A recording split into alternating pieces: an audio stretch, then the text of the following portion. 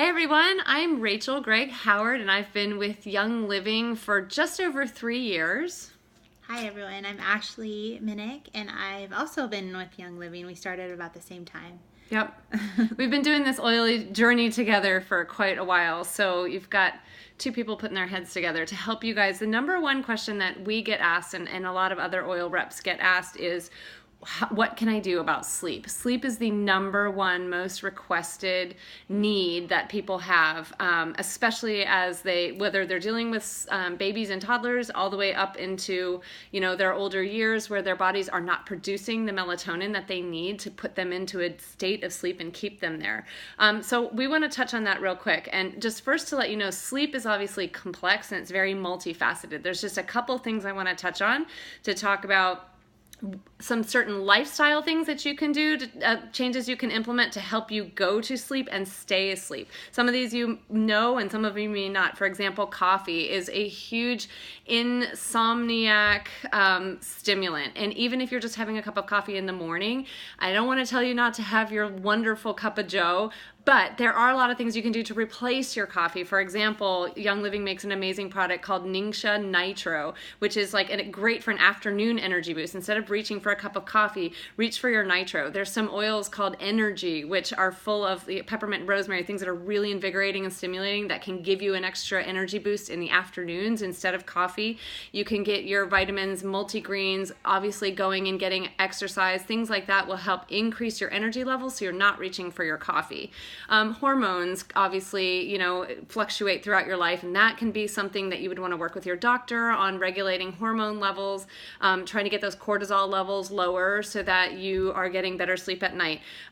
Obviously, computers, cell phones, all of these things that are emitting this blue light that studies have shown they are highly disruptive to our brain waves and to our sleep. And so just having a screen on before bed, even up to an hour or two before bed, can be really disruptive to our sleep because of the blue light that it emits. So put your cell phone in another room, get off your computer, pick up a book, turn off your television, whatever it is, get that light out of your eyes before you go to bed. Mineral deficiencies can also be another cause of sleep deprivation. So, again, Young Living has an incredible array of supplements that you can get your minerals from. Ashley will talk about one in a little bit, but I want to talk about melatonin real quick because melatonin is something that we produce a lot when we're young and when we're children, and then by the time you hit your 40s, your melatonin production really tapers off.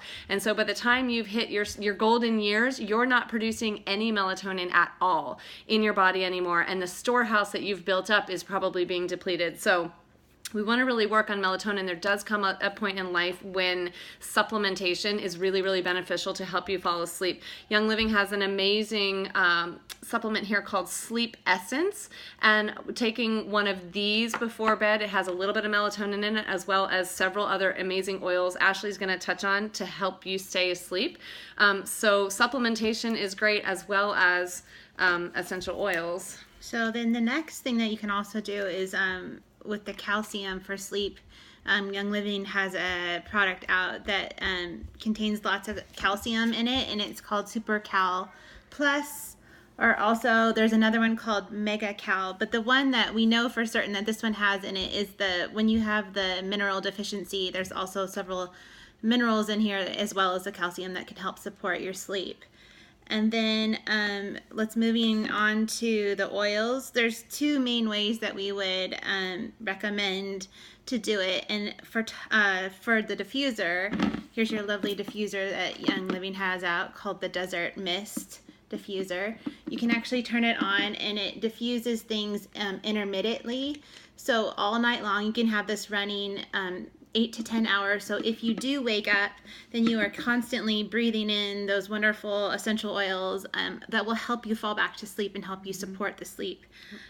Something that we would recommend, this is one of my favorite combinations, is lavender and cedarwood, and you just put maybe 3 to 4 drops of each in here in the water at night, and then it goes all night long.